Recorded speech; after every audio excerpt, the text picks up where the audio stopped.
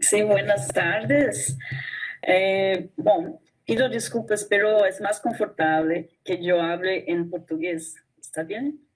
Intentaré hablar un poco más despacito, pero para estos asuntos más complejos lo hago mejor en mi lengua. E quero começar agradecendo o convite, não apenas para essa mesa partilhar aqui toda essa sabedoria, né, daqueles que me antecederam e certamente dos professores que vão falar depois de mim, mas o convite do BAI e da Selene para que a gente participasse desse processo de exposição, né, e pudéssemos trazê-la ao Brasil. Acho que é louvável, né, o esforço do BAI em fazer o resgate, né, dessa arquitetura. A gente viveu um contexto de Guerra Fria que, infelizmente, nos impediu de conhecer e saber mais sobre a produção muito importante da arquitetura soviética, né? Então, acho que é um trabalho de arqueologia que ainda precisa ser feito, acho que é um passo importante, né, do BAI. Eu venho buscando informações e fazendo essa pesquisa já há quase 10 anos, é sempre muito difícil achar informações. É muito importante, nesse momento histórico, trazer esse tipo de produção. A gente vive no mundo a ascensão da direita, né? Então, trazer um debate que constrói uma vida em comum, né, um estar no mundo coletivamente, é muito significativo. É muito significativo também falar de uma arquitetura que é soviética e, por isso mesmo, comunista, né, no momento em que a gente volta, né, pelo menos aqui no Brasil, mas não só no Brasil, a uma perseguição ao comunismo, fazendo falsas simetrias entre o nazismo e o comunismo como se fossem as mesmas coisas, né? Então, é muito corajoso trazer esse tema nesse momento histórico, que tem uma guerra que envolve a Rússia, que equivocadamente, de uma maneira muito superficial, a gente assiste nas redes sociais um certo cancelamento, como se diz no Brasil, mas um bloqueio à cultura russa, né? Existem alguns boicotes a editoras, a trabalhos, né, de artistas russos, e que isso é uma bobagem, a gente sabe. Claro que somos contra a guerra, qualquer guerra, mas, evidentemente, toda a produção e riqueza de um povo, né, já produzido não pode ser cancelado em função desse tipo de episódio, né? Então, acho que, justamente, é um posicionamento corajoso, parabenizo aí ao BAI, né, e aos outros grupos que se juntaram nessa empreitada. E eu vou fazer a minha apresentação, conversei anteriormente com a Selene, a partir do debate de gênero, né, a questão das mulheres, das arquitetas soviéticas, né, porque, embora não seja... peço que vocês me digam se estão vendo a tela. Sim? Sim, sim, se vê perfeito. Vemos? Sim. Está a pantalla llena? Sim? Sim, sim, se vê, Andrea. Tudo bem. Também sigo. É que, embora não esteja evidente em primeiro plano a questão feminista e das mulheres, né, para mim, a maior colaboração, uma das principais colaborações dos 8 projetos é justamente os serviços coletivos, né? E também profissionalizar e coletivizar os trabalhos domésticos, né?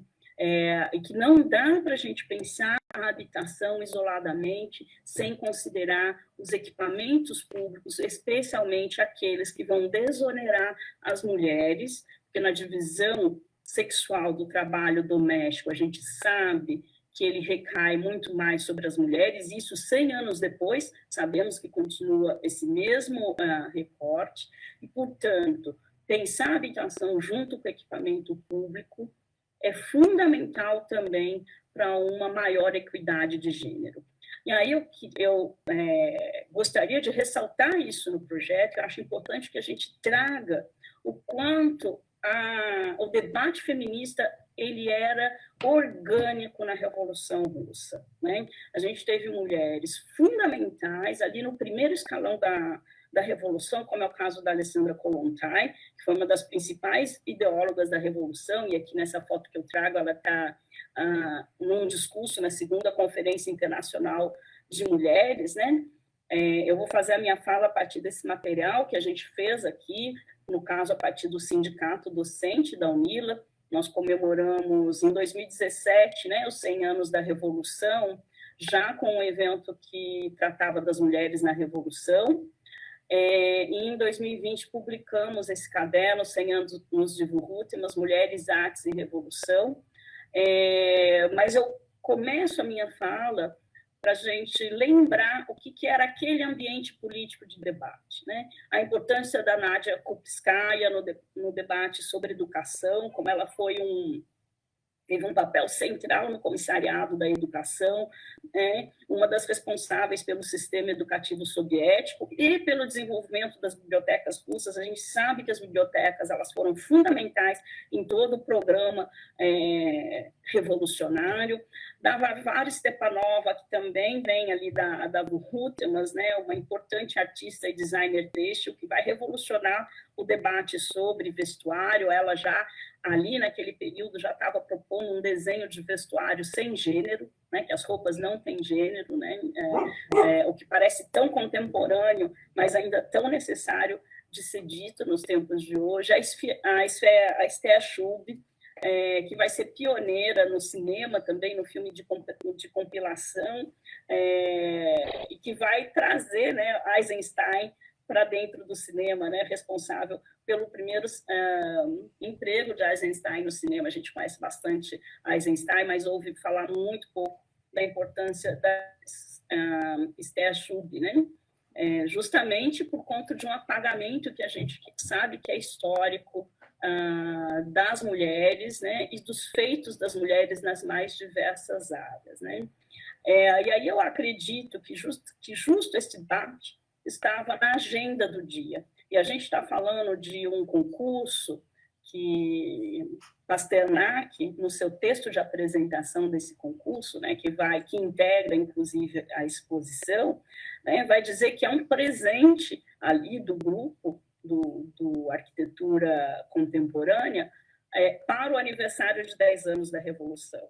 Né? Então, assim, essas propostas, elas também são fruto do rico debate que vinha acontecendo já desde o início da Revolução. Né?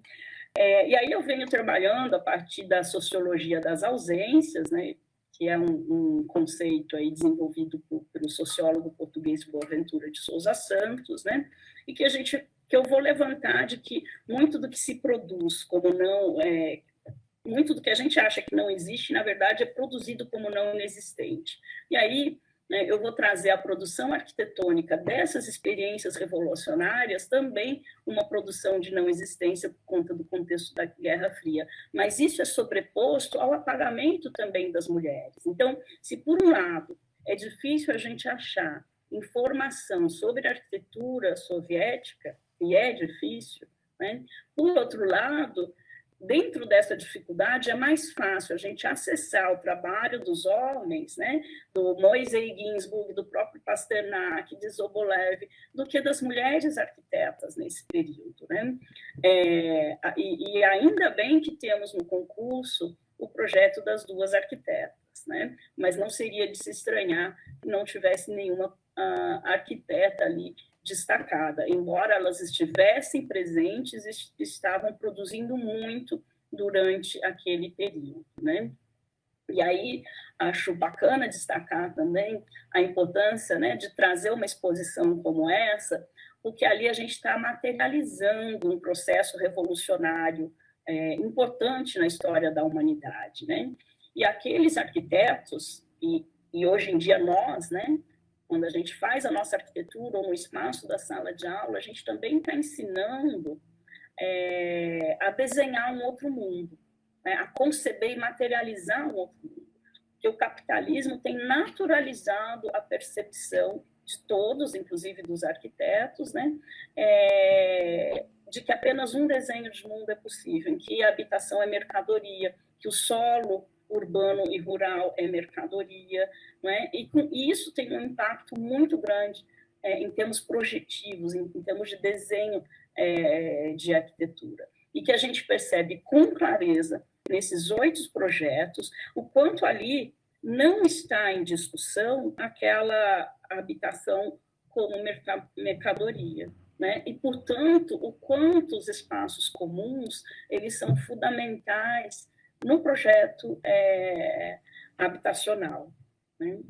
E aí, claro, que junto com esse espaço, a creche e o jardim da infância é um equipamento que vai aparecer em todos os projetos, né? Isso é fundamental que seja dito. A questão das roupas, né, da lavanderia coletiva, é um outro equipamento que vai estar posto em todos os projetos. Inclusive, em alguns casos, tem uma descrição muito rica do quanto haveria um elevador específico, né, de carga, um para as roupas e outro para as refeições, né? O fato de ter a cozinha coletiva, né, primeiro o espaço do refeitório coletivo, né, que já é importante, mas o mais era a produção industrial da refeição, né? Em que você profissionaliza o trabalho doméstico. Isso também é muito importante. E como é que, então, ele serve as pessoas nos seus ambientes, né, de moradia, mas numa perspectiva profissionalizada, desonerando, portanto, o trabalho das mulheres, né, no interior das moradias, né? Bom, e aí, ao longo dessa minha trajetória de pesquisa, né, e quando fui pesquisar sobre as arquitetas soviéticas, eu vou trazer aqui 4 nomes, né, eu percebi também que tem uma supervalorização na nossa área ao projeto arquitetônico, ao projeto de edifícios, né? E aí venho trabalhando com a hipótese que essa supervalorização, especialmente no capitalismo, tem a ver justamente que o arquitetônico ele é aquele que é o mais facilmente transformado em mercadoria, né? E, portanto, uma síntese da arquitetura mercadoria. E aí que a gente tem um ciclo vicioso. Se supervaloriza o projeto de edifícios, né? A atividade projetiva é basicamente dominado por homens, né, que acabam tendo seus nomes vinculados a esses grandes objetos falocêntricos, né, mercadorias, né? E o quanto as mulheres, né, e aí na minha pesquisa sobre as arquitetas soviéticas vai nos indicar muito isso, se destacaram em outras áreas igualmente importantes na arquitetura, mas que num contexto de uma vida mediada pela mercadoria, é mais difícil de ser transformado em mercadoria, que é o caso da atuação das mulheres nos órgãos públicos, no projeto de paisagismo, no desenho urbano, né, inclusive na crítica e na docência, né, áreas assim menos valorizadas também com relação à remuneração profissional. E aí que nestes ambientes as mulheres acabam tendo mais destaque, né? E, portanto, no contexto soviético, há uma certa problematização, né, pela prática, inclusive revolucionária, dessa subalternização das mulheres, né? As arquitetas, elas trabalharam e trabalharam muito, né? Algumas arquitetas, como a própria Raissa Poliak, né? Uma das autoras aí dos projetos do concurso, né? Ela morreu já muito idosa, com mais de 80 anos. No entanto, é extremamente difícil achar informações sobre a vida profissional dela, né? Muito difícil, inclusive, né? Porque a gente tem feito mais um trabalho de arqueologia, de buscar fotos, né, de todos esses arquitetos e arquitetas do concurso que a gente vai inserir nas pranchas aqui do Brasil, né? Justamente porque se eu estou trabalhando com este dar visibilidade para aquilo que é ocultado, né, a imagem, né, a foto dessas pessoas é importante. E alguns nomes são muito difíceis de localizar a imagem, como foi o caso da Raíssa Poliak. Mas também é muito, causa estranhamento uma arquiteta que teve uma vida tão longeva e como a gente tem dificuldade de achar informações da vida profissional dela, mesmo pesquisando em alfabeto russo, né, o nome dela escrito em russo, em páginas russas, mesmo assim, é muito difícil, né? E nesse dossiê que a gente fez, é possível ter acesso gratuito, né, para esse caderno da Cesonila, ele está no ISU. Eu deixei o link aqui na tela, daqui a pouco eu já posso publicar também ali no chat, né, da transmissão. A gente fez uma pesquisa de 5 arquitetas, né? Eu trouxe 4, porque incluímos a Margarete Lihotzky, mas resolvi deixar nessa apresentação ela um pouco de lado, mas eu considero também uma importante arquiteta aí do processo revolucionário, primeiro na Alemanha, depois na União Soviética, né? Mas a Lídia Komarova é um nome muito importante, a egressa da Gutemas também aí vinculada ao grupo, né, a União de Arquitetos Contemporâneos, né, a OSA, e que também vai ter uma produção arquitetônica bastante relevante, né? A Lídia Komarova, não é tão difícil achar informações sobre elas, mas é muito mais difícil em comparação, por exemplo, ao Moisés Ginsburg, né, que é o trabalho dela de graduação. A gente conseguiu outras imagens históricas de desenhos delas, mas também de obras construídas, né, na União Soviética. A Lyubov Salieskaya também é uma importante paisagista, né, egressa do Vukutnas também, né, e ela vai ter uma obra muito dedicada aos espaços públicos socialistas, né, então também é uma arquiteta importante, né, no debate da construção da paisagem, né, que não vai aparecer tanto nesses projetos, né, do concurso, mas vai ser um tipo de programa importante para a arquitetura soviética, né? Os parques públicos e as praças públicas, as praças de leituras, elas vão ser muito importantes nesse período e nas décadas seguintes, né? Aqui outros projetos, né, da Lyubov. Em 1952, ela tem um livro importante, né, que vai debater questões ecológicas em centros urbanos. Enfim, tem aí 70 anos de discussão. Infelizmente, a gente até hoje não conseguiu acesso a essa publicação, mas acho que seria um livro bacana para a gente ir atrás e tentar republicá-lo nos dias de hoje, né? Entendendo a discussão que ela já fazia naquele período, né? Que alguns dos outros projetos dela, a Nina Vorotintseva, que é uma das autoras aí do concurso, junto com a Raíssa Poliak, que teve uma vida profissional curta, né? Porém muito profícua, né? Ela produziu e participou de concursos e de vários projetos aí na sua curta vida profissional, porque ela faleceu muito jovem, né, em 1930. Aqui um pouco desse trabalho dela. E a última, né, que eu vou destacar, Tamara Katseninen-Bogin, que também tem uma vida longa, né, e trabalhou muito aí durante todo o período soviético, né, da União Soviética.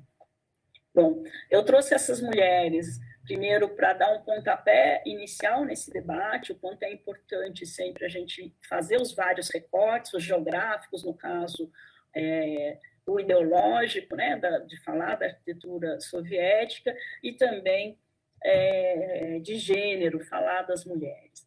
Porque, na minha perspectiva, e eu penso ainda em produzir um texto, né, sobre isso para a exposição, na minha perspectiva, merece que esse debate de gênero venha à tona por conta das características de todos esses 8 projetos, né? Então, eu pretendo assim, organizar as ideias em torno desse debate, porque, embora não seja dito, ele está materializado no conceito mesmo do concurso e em todas as obras que foram propostas.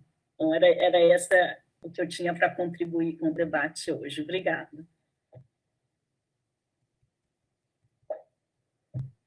Muchas gracias, profesora. Es muy importante, ¿no? Toda esta recuperación que ha hecho del trabajo de las arquitectas soviéticas, que como mencionaba es muy difícil, ¿no? También, de hecho, los textos, poder acceder a esta información ha sido bastante complicado y qué bueno que se están recuperando toda esta información.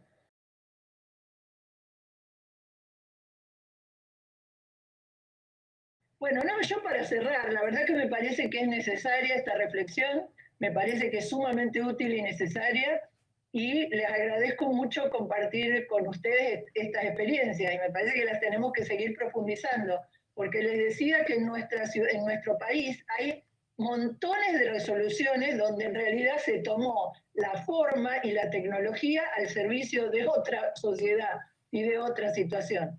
E incluso yo miraba, le contaba a Selene, que me puse a mirar el edificio construido a posteriori con el concurso, que es el Narcofim, que hoy es un edificio comprado por inversores y que se usa para Airbnb. Por lo tanto, horror, ¿qué ha pasado y qué parábola tenemos que estudiar para poder volver a empujar de nuevo el motor de la historia y hacer una transformación de nuevo? Eso, gracias.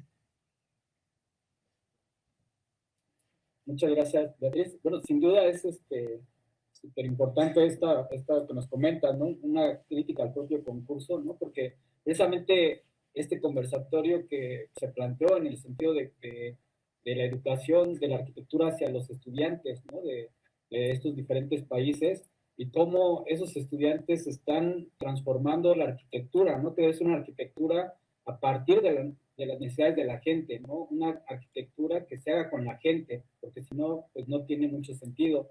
Y nos parece, pues, muy importante, ¿no? Que estos comentarios y también, pues, revisar, ¿no? Como dices, muchos de los edificios que se plantearon en este concurso, pues los podemos ver, pues, casi copias, ¿no? De estos, ¿no? Inclusive, cuando lo presentamos, veíamos cómo los edificios de Tlatelolco se parecían también a algunas exposiciones que se presentaron, y entonces pues vemos pues unos plagios, ¿no? De estas obras, y que hoy tenemos que discutirlas, por supuesto, y tenemos que replantear esta arquitectura, y los estudiantes tienen que integrar a la gente para poder resolver los problemas que está enfrentando pues la vivienda, ¿no? de nuestros países. Y pues muchas gracias por tu participación, y vamos a iniciar una ronda de cierre de 2 minutos. Iniciamos como comenzamos, con Celso, Selene y así sucesivamente. Adelante, Celso. Ok, espero sí darle la mano. Bueno, varias cosas de lo que planteaba Beatriz. Creo que ya hay una serie de elementos que se han ido discutiendo en las distintas reuniones de UNACAP, ¿no? De hecho, nosotros presentamos en algunos de estos eventos un documentito en el que se plantea al menos la posición que nosotros tenemos en torno a que se debatía, ¿no? En alguno de ellos, porque decían, es que ustedes abandonan el trabajo de militancia y ustedes no sé qué, no sé más. Entonces, la idea es que el trabajo de articulado de los técnicos tiene que ser un trabajo respetuoso de las organizaciones, entendiendo que las organizaciones y la sociedad son las que llevan a cabo el cambio, ¿no? Y por lo tanto, más apegados a una vertiente de comportamiento que está orientada por la posición del zapatismo en nuestro país, ¿no?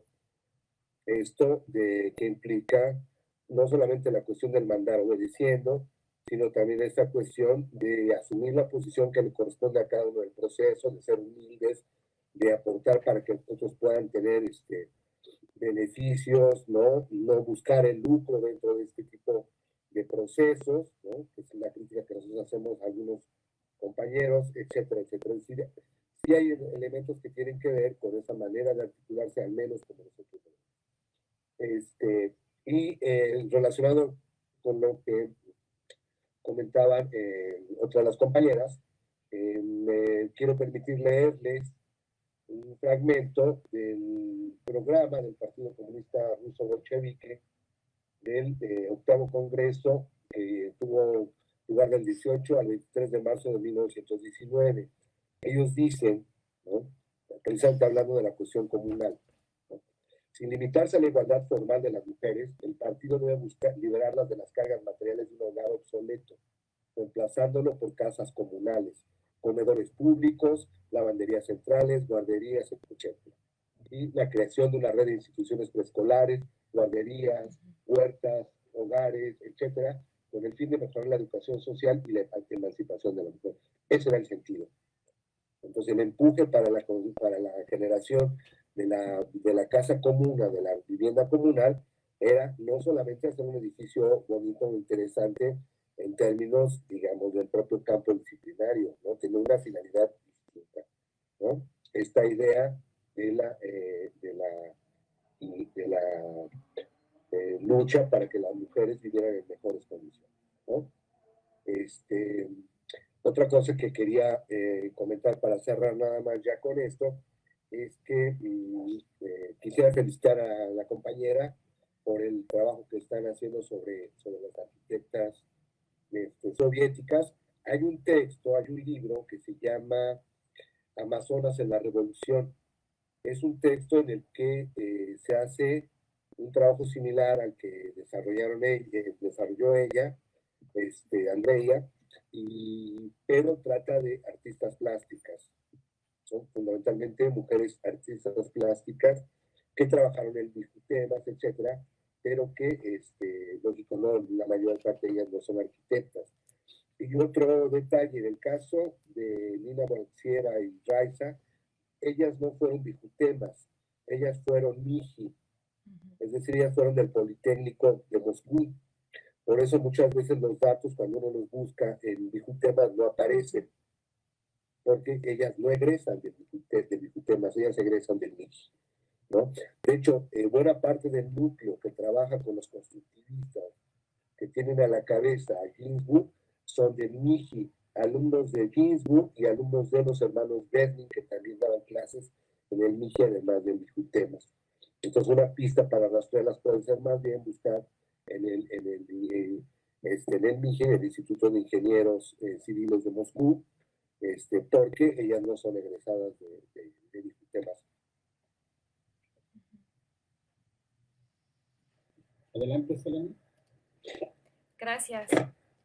No, pues, primero decirles que muy honrados y honradas nosotros y nosotras de la brigada y del colectivo al que pertenecemos, de compartir con ustedes un poco la reflexión y pues que hayan abrazado la iniciativa también de esta exposición, porque justo esto que decía Beatriz nos parece muy significativo.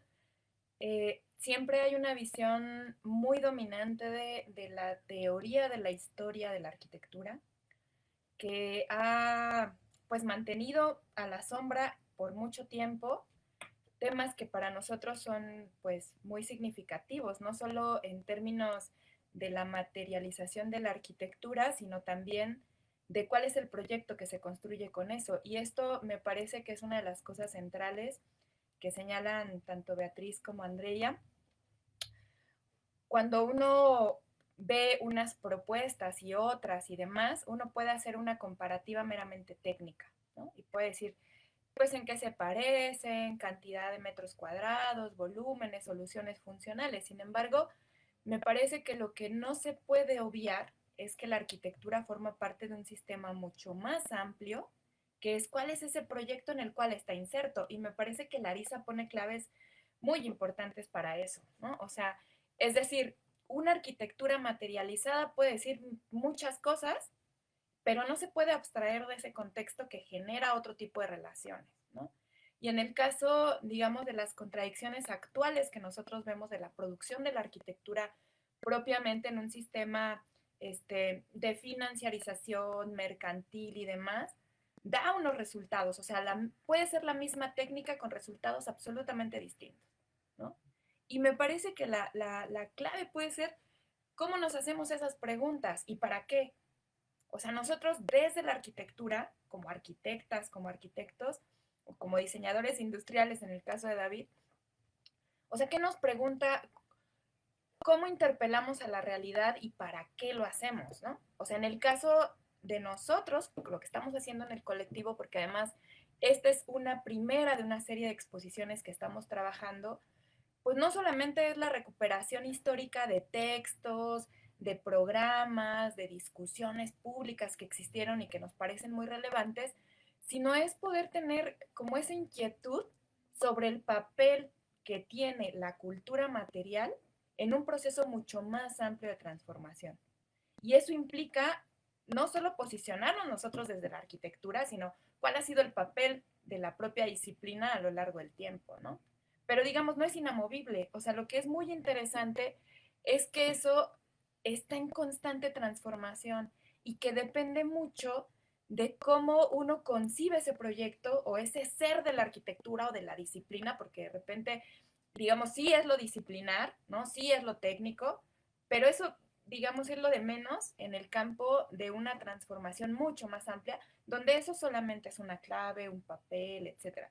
O sea, algo que nuestro colectivo discutió un montón sobre estas propuestas es justo eso, o sea, cómo esa visión que se tiene mucho más amplia, ¿no? De un proceso de transformación que ya decía Beatriz y que Larisa dice, o sea, estamos en un proceso de transformación y hay un montón de contradicciones, ¿no? O sea, un montón de contradicciones de todo tipo, o sea, sociales, técnicas, culturales y demás.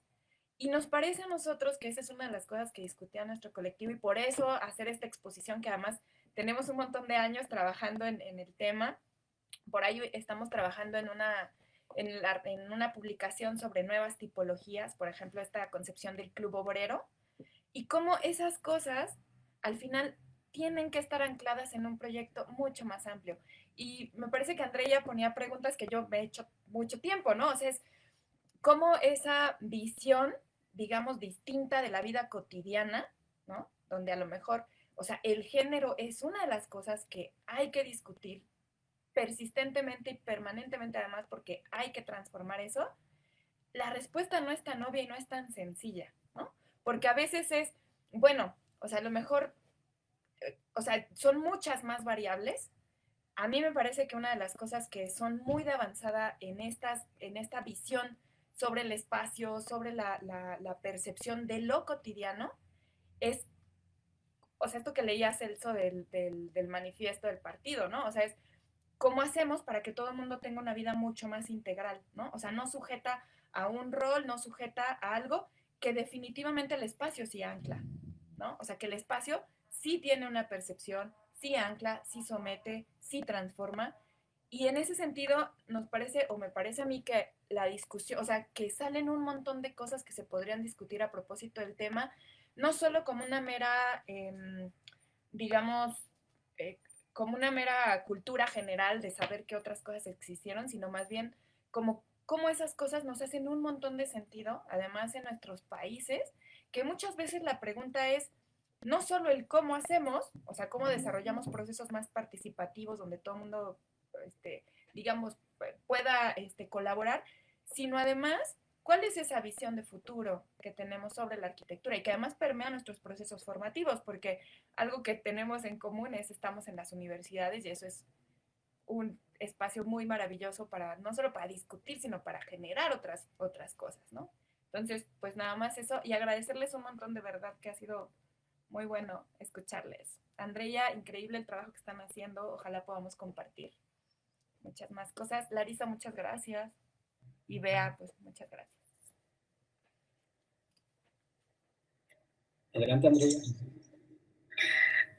Sim, bom, foi muito rica, as discussões foram ótimas, né? Acho que quando a gente se coloca em debate com outros colegas também areja o nosso trabalho, né?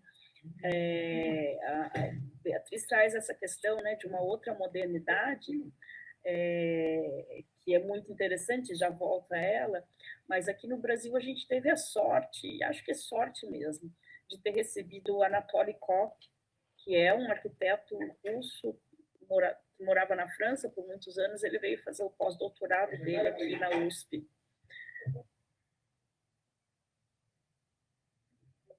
E produziu um livro que se chama Quando o Moderno Não Era um Estilo, e sim uma causa, justamente para criticar a arquitetura pós-moderna. E ele vai apontar que a arquitetura pós-moderna está criticando uma arquitetura moderna já produto do capitalismo, que já não dialogava com as suas causas iniciais, impulsionadas na Alemanha de Weimar e na União Soviética revolucionária, né? Então, acho que ali a gente já tem uma pequena contribuição. O livro foi publicado em 1990, mas ele é muito pouco usado, né? Ele não é tão conhecido. Mas na medida em que eu venho para a UNILA e começo a dar as aulas de História e Crítica da Arquitetura, resgato o Koch. E aí várias perguntas, né? Eu vou me colocando em sala de aula com os estudantes, e uma delas, né, que acho que a Beatriz formulou melhor, é justamente o que foi essa outra modernidade, né? O que a gente desconhece e que poderia nos apontar respostas interessantes, né? E acho que é muito fundamental a gente passar a conhecer, a furar esse bloqueio, né? Inclusive conhecer essa arquitetura soviética nos outros países asiáticos, né? Interessante. Então, acho que essa série de exposições que o BAI planejou, elas são fundamentais, né? Até onde eu entendi, a primeira é sobre habitação, a segunda sobre os equipamentos, né, sobre os edifícios públicos. E eu faço aqui uma sugestão, talvez um desafio para a gente pensar junto, que talvez fosse interessante uma terceira exposição sobre os sistemas de parques e áreas verdes, que era um debate muito importante. E aí que a Zalewskaja, né, que eu trouxe, tem esses livros. Quando eu fiz o texto sobre ela, o livro ainda não estava disponível na internet, mas aqui, enquanto a gente falava, eu fui buscar, já está disponível o livro dela, digitalizado, e era um debate muito importante. Na arquitetura soviética também o sistema de praças e áreas verdes, e talvez possa ser interessante a gente tentar descobrir o que foi esse paisagismo soviético também, né? Então, aqui fica uma sugestão para o grupo, né, para todos nós que temos participado dessa exposição riquíssima, quem sabe fazer também uma pesquisa sobre esse tema. Mas, para fechar, eu queria mostrar, né, que algumas coisas o Ocidente absorveu sem dar os créditos, né, verdade, inclusive espaços muito, muito diminutos, e agora está com uma moda muito perigosa, que são as microcasas, não sei se vocês já ouviram falar, né? Que praticamente usa de uma maneira muito equivocada todos esses ensaios de diminuição do espaço privativo, mas sem a contraposição, sem a contraparte do espaço coletivo, né, que é esse microespaço para oferição de lucro, para cada vez mais extrair a mais-valia do solo, né?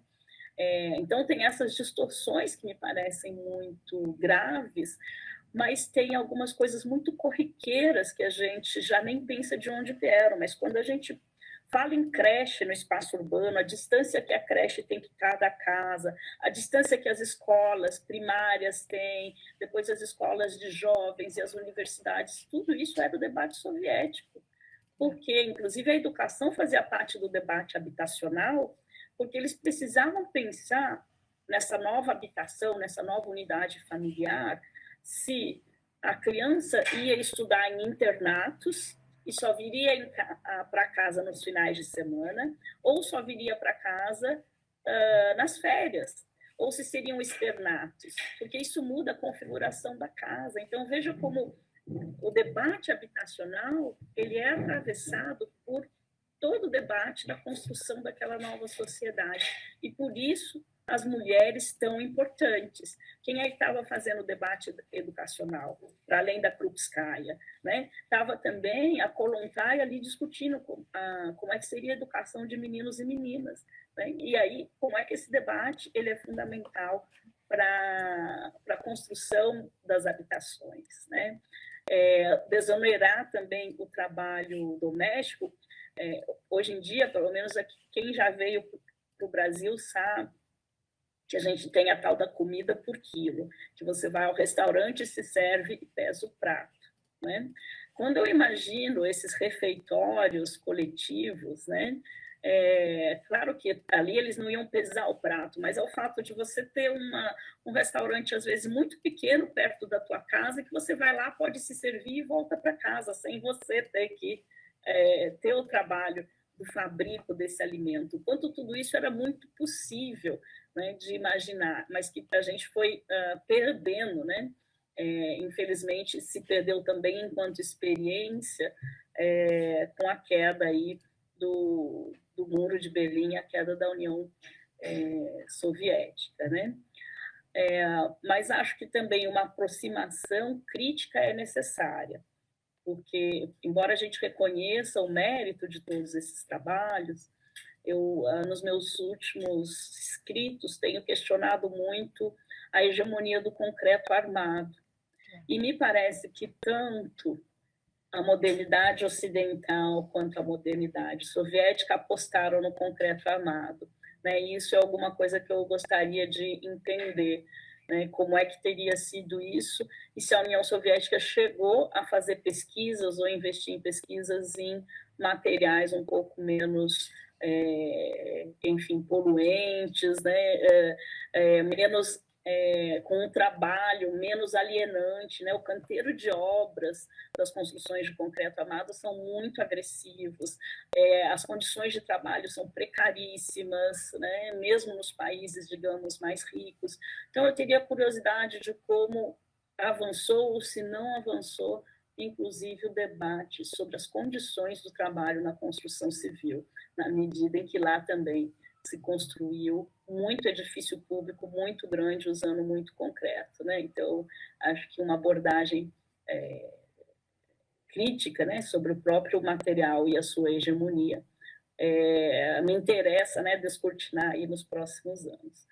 E eu fico por aqui, só quero agradecer mesmo a riqueza que foi essa mesa. Muchas gracias, Andrea. Continuamos con Larissa.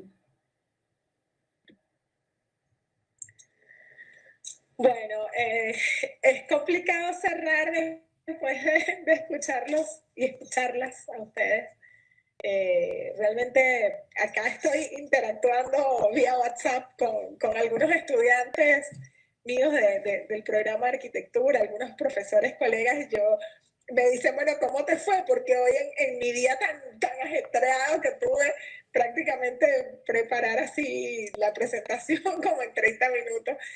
Y yo decía, bueno, yo creo que me fue bien, porque al final con estas mujeres que son unas duras, uno todo el tiempo aprende con cada intervención. O sea, para mí es de verdad una oportunidad maravillosa, pero además acá estaba tomando nota de algunas cosas y en la conversación esta final, ¿no? de estos 2 minutos de cierre, con el tema puntual de, en efecto, cómo el sistema nos arropa y invisibiliza estas experiencias. O sea, yo recordé en el año 2009, creo, cuando hice mi concurso para la Universidad Bolivariana, donde soy profesora hace 17 años, coautora del programa de arquitectura. Hice un escrito que fue mi trabajo de concurso sobre el arquitecto y la lucha de clases a propósito del libro homónimo de Hans Meyer, ¿no? Y en esa oportunidad recuerdo que me fasciné por ese texto de ese arquitecto, bueno, con toda la historia de ese arquitecto, y exiliado de la Bauhaus y se fue a la Unión Soviética y toda la historia, ¿no? Pero más allá de eso, pues no hay otra cosa. Ahora ese libro hasta en Amazon está, después que estuvo prácticamente invisibilizado. Yo no sé siquiera si hoy se usa ese libro como referente en las facultades, ¿no? Pero creo que tenemos un deber como docentes, como profesores, como quienes tenemos una militancia activa, en mi caso, pues ahí con el tema de los ministerios en Venezuela, pues hay mucho espacio pues, de debate. Y creo que me llevo de este intercambio maravilloso la obligación o la necesidad de compartir, de socializar, de profundizar los procesos de investigación sobre esto. Creo que ustedes han hecho un trabajo extraordinario en presentarnos, en abrirnos esta ventana que nos permite incluso en términos comparativos sanos, poder ver, bueno, qué se hizo y cómo estamos nosotros, como decía Selena, bueno, metiendo la pata, cometiendo algunos errores acá, que quizás desde haber podido profundizar esa experiencia nos hubiésemos ahorrado, ¿no? Aún así, pienso que no es tarde para aprender todos los días, hasta el último día de nuestra vida, creo que estamos aprendiendo cosas. Y yo de verdad tengo que felicitarlos a ustedes, no puedo cerrar de otra manera que agradeciendo la oportunidad de poder participar. Además, pues ahora compartir, creo que esto queda grabado allí en el Facebook, si no me equivoco, poder compartir esta experiencia pues con nuestros equipos de trabajo. Quiero, justo a propósito del arquitecto y la lucha de clases, cerrar mi intervención con una lectura de ese libro. En el capítulo Construir, dice, construir es un proceso biológico. A partir de las preguntas, dice, pero ¿cómo se proyecta el planeamiento de una ciudad o los planos de un edificio, la composición o la función, el arte o la vida? Y la respuesta que da Hans Meyer es, construir es un proceso biológico, construir no es un proceso estético. La nueva vivienda, en su forma elemental, se convierte no solo en una máquina para habitar, sino también en el aparato biológico que satisface las necesidades del cuerpo y de la mente. Y en ese sentido, entonces, yo cierro con, desde ese proceso biológico de las necesidades del cuerpo y la mente, con una cita al profesor Manuel Barreto, de nuestro equipo acá de arquitectura, que él siempre dice, bueno, la arquitectura se vive, se disfruta o se padece, y esa culpa siempre es del arquitecto. Entonces, bueno, asumimos eso, Beatriz, desde el hecho de que no somos nosotros los que tenemos que decidir cómo va a vivir la gente, sino que somos simplemente un instrumento de los pueblos para poder hacer realidad una cosa que es un derecho humano, aunque el sistema insista en apartarnos de ese derecho. La lucha de los pueblos, de nuestros pueblos y de nosotros desde la academia y desde el poder popular, pues es por lograr la satisfacción digna de ese derecho. Un abrazo para ustedes y gracias por la invitación. Muchas gracias, Larissa. Continuamos con Beatriz. Bueno, qué responsabilidad cerrar esto, ser la última que habla. Se me ocurren cosas como podría estar hablando una hora más, pero voy a intentar hacer cortito. Primero, en relación con el hormigón armado, creo que el problema, por un lado, era que yo soy profesora de estructura resistente, Andrea, o sea que tengo un tema con el hormigón armado. Creo que efectivamente el hormigón armado, los materiales que en su conocimiento permitieron construir cosas más interesantes, avanzadas, resistentes, no estaba el tema ecológico en ese momento en agenda, no estaba. Había toda una idea en ambas modernidades de que esto iba para adelante para siempre y que era lineal y que el desarrollo era para adelante, y la sociedad nos ha demostrado que las cosas se pueden retroceder. Como dice Harvey, nosotros estamos viviendo enormes procesos hace décadas de la desposesión de los pueblos de las cosas que lograron en otros momentos. En consecuencia, fíjense que esa idea de linealidad y desarrollo lineal también estaba en había que aprender esta historia en todos estos procesos. Y entonces, hay una asociación muy grande de la construcción moderna, porque a mí me sorprendió que los arquitectos rusos se llamaran arquitectos de arquitectura moderna, ¿no? ¿Por qué moderna? ¿Qué pasaba? ¿Cómo era la idea? Porque por eso dije lo de las modernidades distintas, porque la modernidad, hasta donde yo he estudiado, pero desde la psicología social, desde ahí lo digo, es que la Revolución Francesa, digamos, de ahí en adelante, no solo tenía la burguesía, también tenía el proletariado, que luchaba por ese cambio. Y entonces se adjudica todo el proceso de desarrollo posterior a la burguesía y no a una sociedad que tiene dos clases que están en lucha, para hacerlo muy esquemático.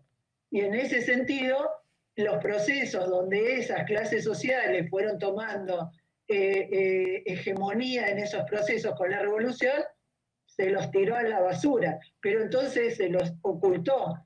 Entonces, en relación con lo tecnológico, efectivamente hay una idea también productivista, que eso es lo que me parece, Larisa, que hay que revisar, que es que construyo casa, y después, ¿cómo hago para meter a la gente en las casas? Es de loco. Y entonces, en vez es un tema enorme enorme. Por eso digo que las comunas de ustedes son un ejemplo que hay que estudiar y hay que seguir y hay que cuidar para ver que se desarrollen. Porque eso se intentó en otros países y a veces hay que estudiar cómo hacer para volver a vivirlo y a levantarlo. Eso respecto de lo tecnológico. Y después respecto de un tema que yo siempre discuto en los espacios donde yo estoy, que es que Le Corbusier hizo una frase tremenda en relación a la que vos has contado en Meyer, que fue que dijo un libro que se llama Arquitectura Revolución. Y ahí metió la pata en forma total, por no decir otra cosa, digamos, porque la revolución los problemas que resuelve la revolución no los resuelve la arquitectura. Por lo tanto, es una contradicción falsa esa. Entonces, y eso ha permeado brutalmente la formación de nuestros arquitectos en décadas. Porque entonces, en vez de estar pensando en una transformación más de fondo, parece que yo con la arquitectura puedo transformar la sociedad. Y entonces, eso a mí me parece que hay que polemizarlo, discutirlo, llenarlo de ideas, porque fue muy fuerte eso, muy fuerte, en la década eso es en la década del 50, la década del 60. Entonces, en ese sentido, hay que ver cómo permeó y cómo marcó esta idea de que vieron que hay mucha discusión alrededor de cuando se piensa que los edificios van a cambiar a la sociedad. Y cuando Larisa nos cuenta que instalados en los edificios, los habitantes radicados de lugares y sin tener en cuenta su propia comunidad social, digamos así, se generan enormes problemas sociales. Entonces, evidentemente, hay que estudiar esa relación. Bueno, eso les diría yo. La verdad me encanta, podemos hacer un montón de estos conversatorios. Los felicito por el trabajo que han hecho y voy a ver qué aporto yo, porque a mí se me ocurren un montón de cosas, porque hay un montón de profesionales en América Latina que intentaron, en el contexto de lucha de nuestras sociedades, intentos de cosas. Parte son los que menciona Andrea de Brasil, hay ejemplos en México, hay ejemplos en Argentina, también los podemos ir tomando. Pero me parece extraordinario que estén casi 100 años de esta experiencia, que la estemos levantando. Me parece muy bien y los felicito a todos. Muchas gracias.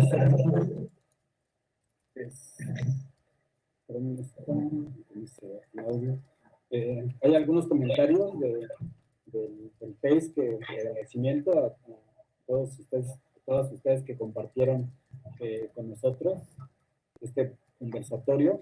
La verdad es un privilegio bastante grande el que pudieran estar con nosotros, todos ustedes, ¿no? Que tienen una experiencia bastante grande.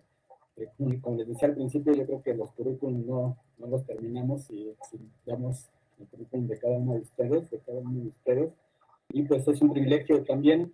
Pues yo creo que es una responsabilidad que tenemos como profesores de universidades públicas poder hacer llegar a nuestros estudiantes estos conocimientos, estas discusiones que se están abriendo aquí, porque finalmente pues, ellos en el ejercicio de su profesión van a poder transformar esta arquitectura que necesita el pueblo, ¿no? Siempre pensando en la gente, pensando en las necesidades que tienen. Y bueno, les agradecemos mucho. les digo, es un gran privilegio haber estado en este conversatorio. Surgió una idea cuando estábamos presentando estas láminas del concurso entre camaradas, poder hacer un concurso entre los estudiantes, ¿no? Igual podemos ponernos de acuerdo después entre todos, a ver si puede salir un concurso sobre vivienda social ahora, ¿no? Entre las diferentes universidades que estamos participando. Yo creo que sería algo bastante, que necesitan, ¿no? Nuestras sociedades ahora, y que sería bastante bueno. Pues bueno, eso sería todo. Les agradecemos. Un abrazo fraterno desde México y pues muchas gracias.